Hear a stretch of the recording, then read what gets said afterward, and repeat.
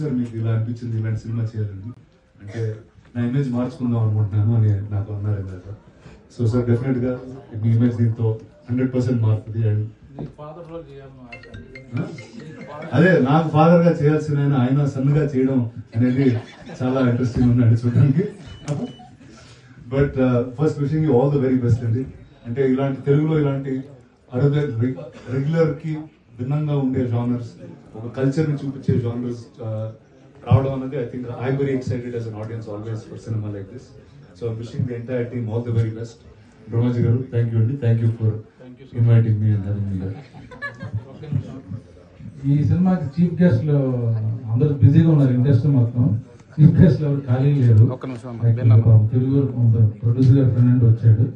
ఈ లోపల రామారెడ్డి గారి స్టూడియోలో కూడా పైన ఇప్పుడే తెలిసింది నాకు. ఈ ఈవెంట్కి వచ్చినప్పుడు కార్ పార్క్ చేస్తుంటే పైన రానాయ్ గారు ఉన్నారు. వాళ్ళు ప్రెస్ మీట్ ఇప్పుడే అయిందన్నారు.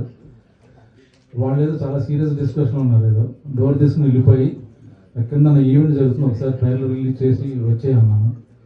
నిజంగా వచ్చేసాడు.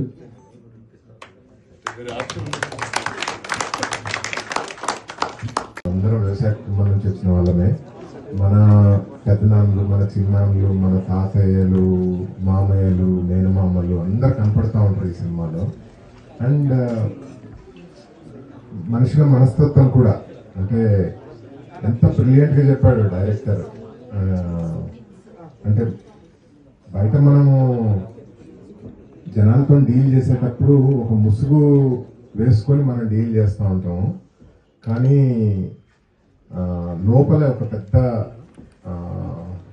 దాని ఏమంటారు, ఒక శత్రువు ఉంటాడు ప్రతి మనిషికి. ఆ శత్రువు ఎక్కడి నుంచి సో మేమంతా మనం అంతా ఇక్కడ ఉన్నాము. సో అలాగే మా క్యాస్ట్ అండ్ క్రూకి టు థ్యాంక్ దెమ్ ఆల్. సో నాది ఒకటే రిక్వెస్ట్ అండి, ట్రైలర్ చూశారు, ట్రైలర్ నాకు బాగానే ఉంది అనుకుంటున్నా. సో సినిమా 21st వస్తుంది. సో తప్పకుండా థియేటర్లో చూడాలనేది మా రిక్వెస్ట్. అంతే. Thank you so much. So ఇప్పుడు ఇవాళ చీఫ్ గెస్ట్ గా వచ్చేసి తిరుగు లేకుండా సినిమాల్ని తీస్తున్నటువంటి మా తిరువీరు గారిని మాట్లాడవలసిందిగా రిక్వెస్ట్ చేస్తున్నాం.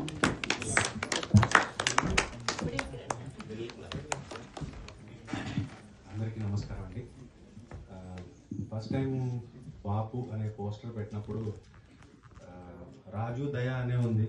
రాజు రెడ్డి రాజు అని నేను అప్పుడు గుర్తుపట్టలేకపోయాను. సో మా క్లాస్లో మా ఊర్లోనే దాదాపుగా నాకు తెలిసి బాపు అనేది మా ఫ్రెండ్ ఒక్కడే అనేవాడు. మిగతా వాళ్ళందరూ నాయన అనేవాళ్ళు. అప్పుడప్పుడే డాడీ అనే పదం మాకు పరిచయం అవుతుండేది తెలుగు మీడియాలో, ఊర్లలో. సో బాపు టైటిల్ పెట్టగానే అరే భలే ఉన్నారా ఎవరి ఇల్లు అనుకున్నాను.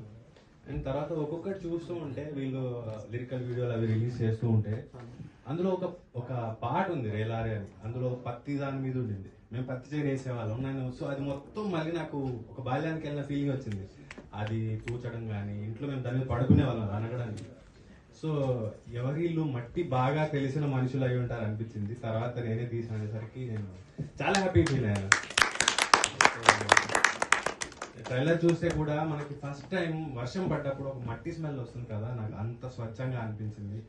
ఆ ఊరు కానీ, ఆ అప్పులు కానీ, పంట కానీ, ధర రానప్పుడు కానీ, లేకపోతే పంట వర్షానికో లేకపోతే పురుగులకు పోయినప్పుడు కానీ, ఆ రైతులు పడేది కానీ, నేను పల్లెటూరు అని అవడం వల్ల అనుకుంటా నేను ఎక్కువ కనెక్ట్ అయ్యాను.